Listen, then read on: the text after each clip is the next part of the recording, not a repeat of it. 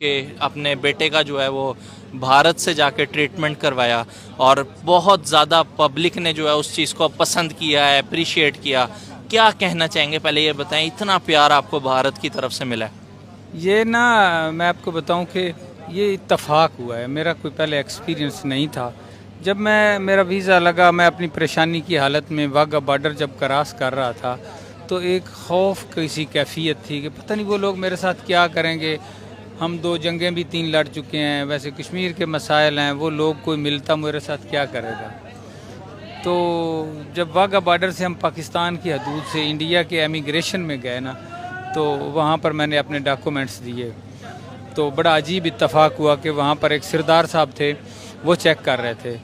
तो जब उन्होंने मेरे डॉक्यूमेंट्स देखे ना, तो उन्होंने कहा कि इसके ऊपर ये एक स्टैंप नहीं है सिक्योरिटी की जो पुलिस अज़म होती है।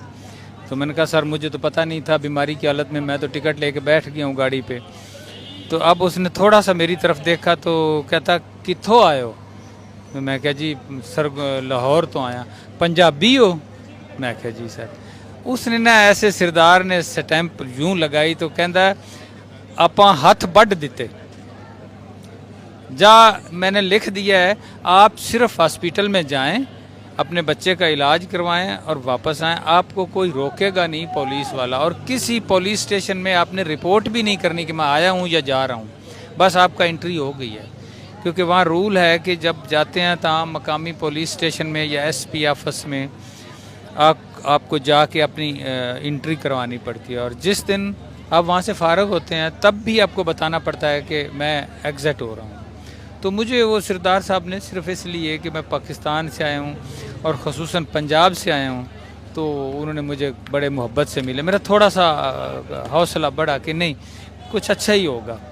तो इस तरह फिर बस में बैठ गए। करतारपुर एक जगह आती है, वहाँ पर एक फ्लोटिंग होटल है। तो वहाँ पर खाना खाने के लिए उन्होंने रोकी गाड़ी। तो एक मैंने देखा तो एक उठाया तो उसमें चावल थे, दूसरे में दाल थी, तीसरे में सूप था। तो मैंने फ़ौरन सूप डाला तो वो देखा तो सब्ज़ी का था। बड़ा मुश्किल से वो खाना खाया क्योंकि हमारे कल्चर का नहीं था, लेकिन बहुत अच्छा साफ़ सुथरा और हिफ़्ज़ान सेहत के सुन। ऐसे हम करते रात को तकरीबन 9 बजे दिल्ली पहुंच गए। अब दिल्ली स्टेशन पे उतरे हैं तो एक रक्शे वाले से मैंने रोका। तो मैंने उससे कहा कि मुझे जाना है किसी होटल में, और मुझे नहीं पता कि वहाँ मुझे नई दिल्ली रखना या पुरानी दिल्ली। मैंने आगे जाना है बंगलोर, और मुझे नाइट स्टे करना है, और मैं सुबह वहाँ से रात को मैंने टिकटें भी लेनी है, सुबह मैंने वहाँ जाना भी है, मेरी अपॉइंटमेंट है डॉक्टर के साथ। उसके साथ मैं बैठा तो वो मुझे ले के गया नई दिल्ली। मुझे याद आ रहा है शायद होटल का नाम प्रिंस होटल था। वहाँ पर उसने मुझे ना एक प्रिंस होटल के नीचे एक दफ्तर था, वहाँ पर कोई इमिग्रेशन का कोई दफ्तर था, कोई टिकटें वगैरह जो देते थे, जिनको क्या आप कहते हैं ट्रैवलर टाइप लोग थे, उनसे मिलवाया। और मैं आराम से बैठा हूँ। मैं परेशानी भी है, पता नहीं ये मेरे साथ क्या करेंगे, परदेश मुल्क है ना, मैं किसी से कोई अपना बताने की पोजीशन में हूँ, ना खुल के बात कर सकता हूँ। मुझे याद है कि वहाँ पर वो रूमी सिंह था, उसका नाम था बंदे का। तो उसने मुझे चाय मंगवा के पिलाई और मैंने चाय पी। तो थोड़ी देर बाद उसको मैंने बताया कि ये मसला है मेरा। उसने टिकटें भी दी। उस वक़्त कोई ओलंपिक्स हो रही थी बंगलोर में, खेलें हो रही थी, टिकट बड़े महंगे थे, मिल नहीं रहे थे, लेकिन उसने मेरे बच्चे का हाफ़ टिकट लगाया, मेरी वाइफ का और मेरा मुनासिब रेट पे लगाया। चाय वाय पिलाई, होटल में कमरा बनवाया, फिर एक टैक्सी वाले को बुलाया। उसे कहता है कि ये हमारे गेस्ट हैं, तो तूने रात मेरे दफ्तर में सोना है, तो सुबह आपने इनको यहाँ से लेना है, इतने टाइम पे जहाज़ जाएगा, ये उसकी टिकटें हैं 6 बजे, ये जब तक जहाज़ की उस वो इन ना हो जाए तूने वापस नहीं आना। क्या बात। तो मेरा ना लम्हे लम्हे हौसला बढ़ता गया।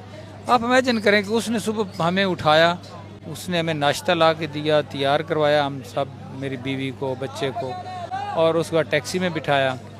तो हमें वो ले के गया एयरपोर्ट पे। इंडिगो का जहाज़ था, गो इंडिया या इंडिगो इस किस्म की एयरलाइंस है वहाँ पे, बिल्कुल बंगलोर के लिए।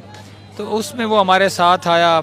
आगे गाड़ी उसने बाहर पार्क की, जो हम चलते गए, हमारी टिकटिंग बोर्डिंग से आगे जब बोर्डिंग से आगे एक गेट था, गेट से आगे एक बस आती है जिसमें पैसेंजर बैठता है तो वो सीधा जहाज़ की सीढ़ियों तक ले जाता है।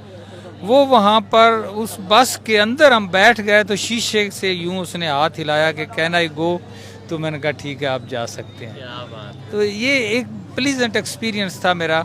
तो आई थिंक मैं अप्रिशिएट करता हूँ अगर वो इस सवासातत से सुन रहे हैं तो ये ना सोचें कि मैं उनको भूल गया हूँ।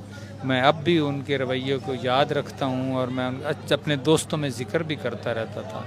तो आज इत्तेफाक से आप मीडिया पे आए इतने सालों बाद, 10 साल बाद, तो मुझे मौका मिला। मैंने कहा जो बात रियल है वो करने में हर्ज ही कोई नहीं है। किसी ने अच्छा किया है तो अच्छा कहो, तो अच्छे को अच्छा ना कहना भी मुनाफकत है, ये मुनाफकत है।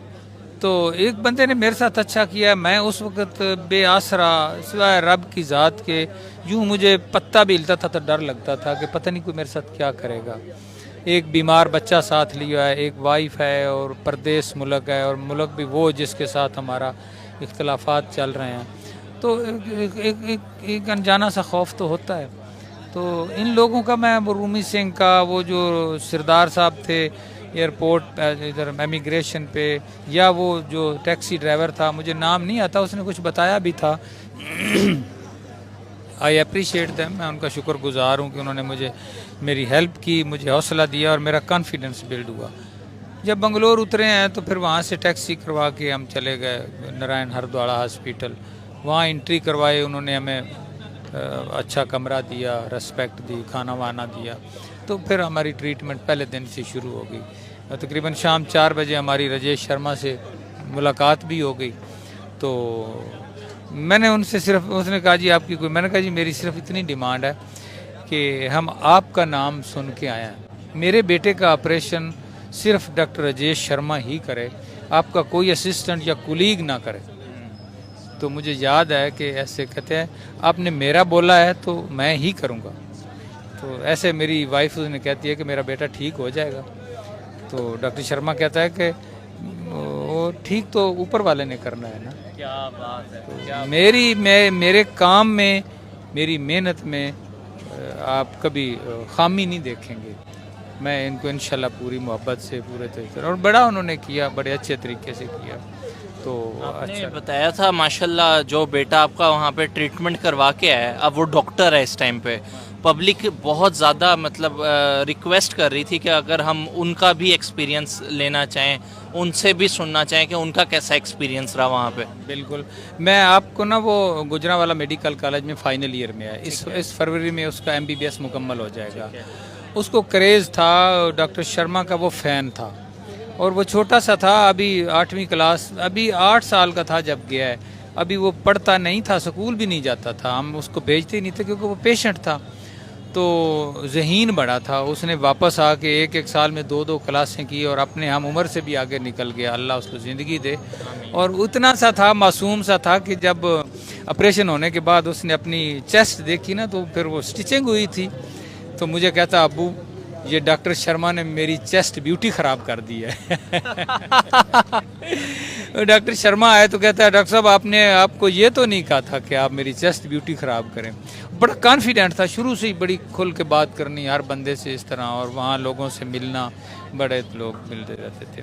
तो इंशाल्लाह नेक्स्ट आपकी उससे मुलाकात भी करवाएंगे, उसका इंटरव्यू भी करवाएंगे, आपको अच्छा लगेगा। पब्लिक बहुत पसंद करती है। आपका 2 दफ़ा वहाँ पे विज़िट हुआ, आपके अपने बड़े पर्सनल एक्सपीरियंसेस होंगे, तो हम भी अगर उसको गाहे बगाहे मतलब शेयर करें, अपनी ऑडियंस को बताएं, पाकिस्तानी पब्लिक मतलब जो है वो देखे कि किस